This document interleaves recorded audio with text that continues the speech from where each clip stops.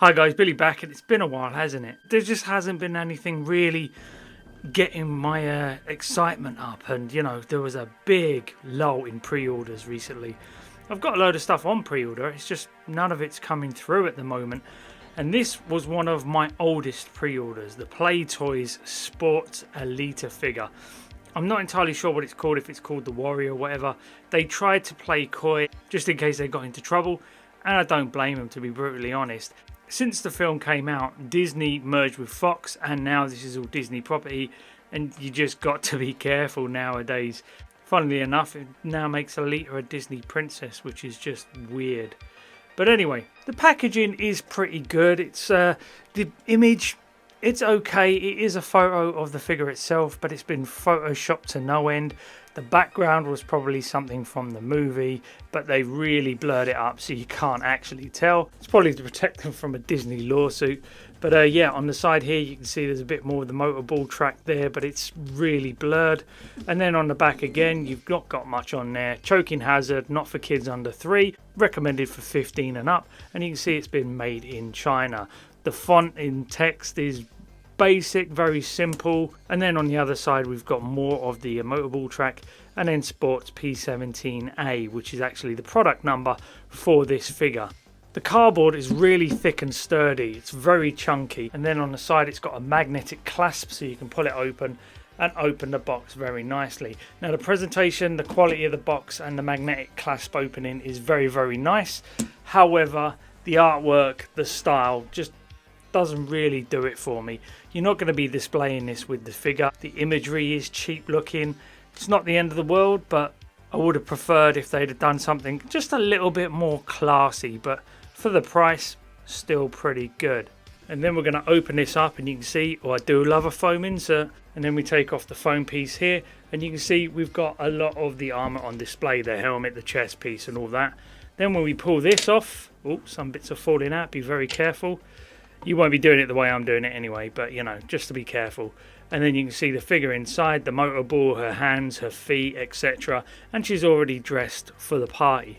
And that's about it. Okay, what I'm going to do now is I'm going to pop everything out of the box and have a look at what we get. So taking a look at the accessories, we can see she does come with a fair bit. She comes with this very nice piece of chest armor. Very cool, some nice purple edging, lovely silvers all the way through.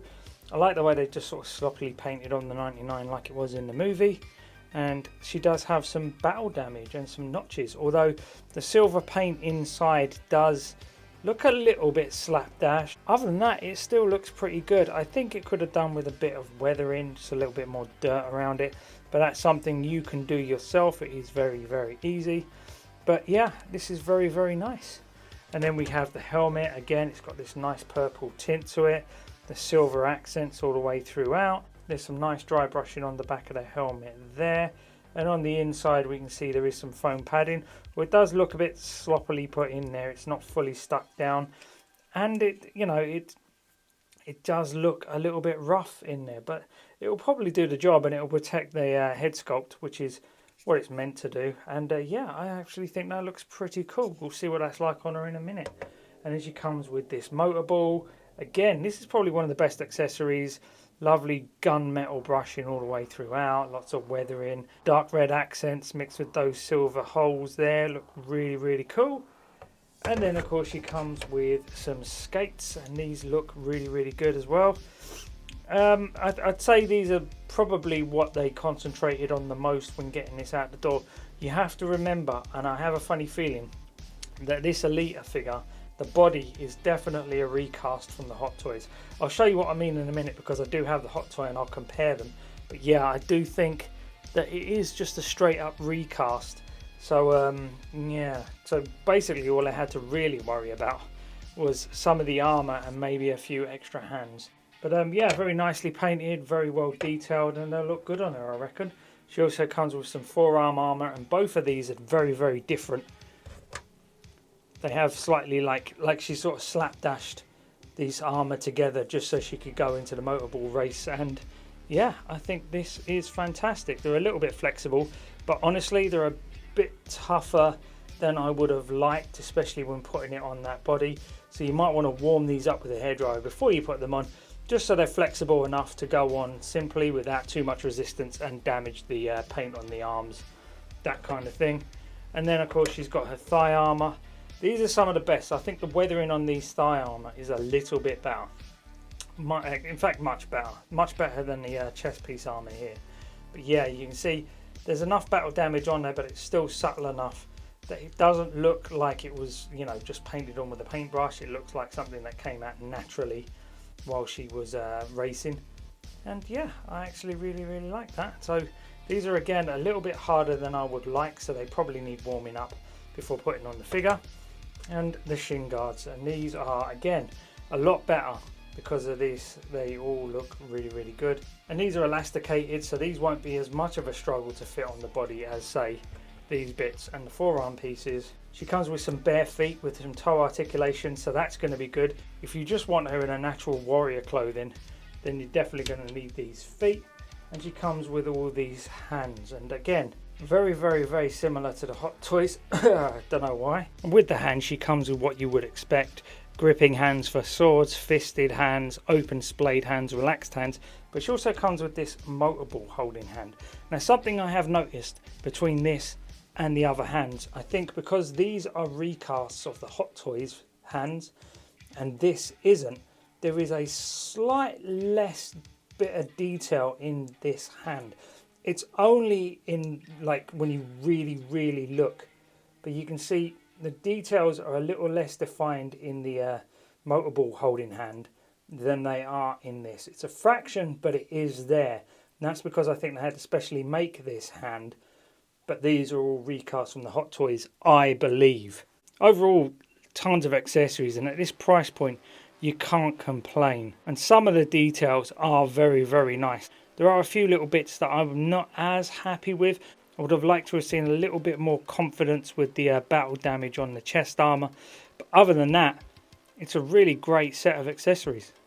Okay, let's have a look at the figure itself. Now this is the figure straight out of the box. She doesn't come with the hands on or the feet, and I think that was smart. They wanted to protect those wrist pegs and the foot pegs simply because they are quite custom.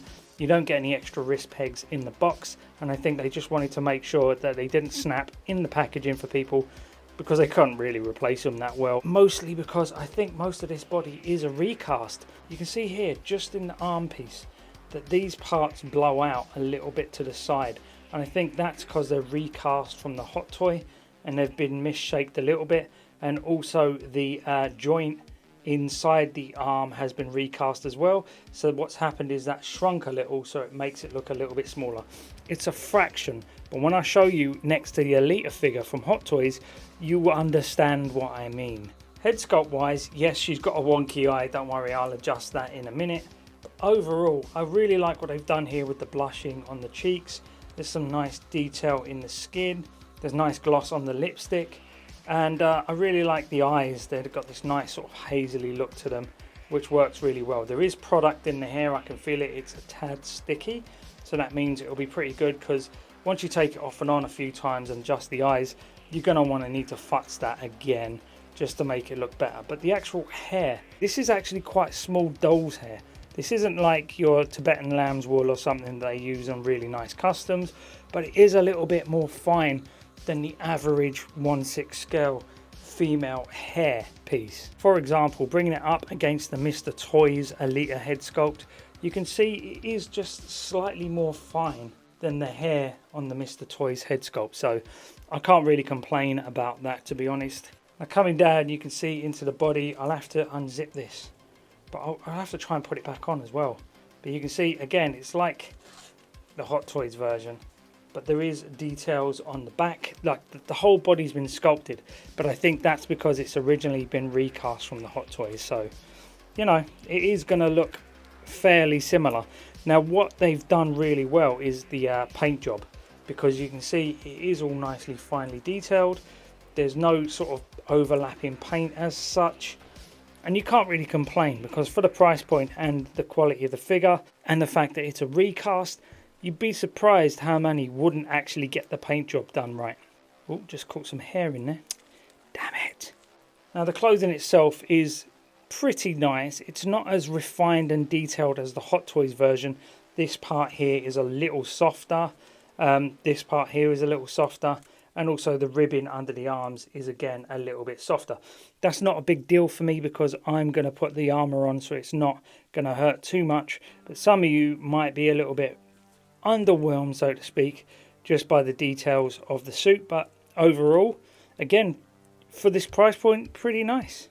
And just to point out, a flaw with mine is the head peg is a little bit loose, so I'm going to have to try and get this to fit back on nicely because it is on the wonk at the moment, so that is a pain in the butt.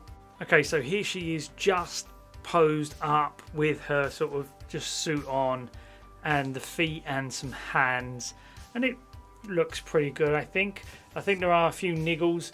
The suit does ride down a little bit and she's got quite a baggy crotch. I know that's weird to say, but it's true.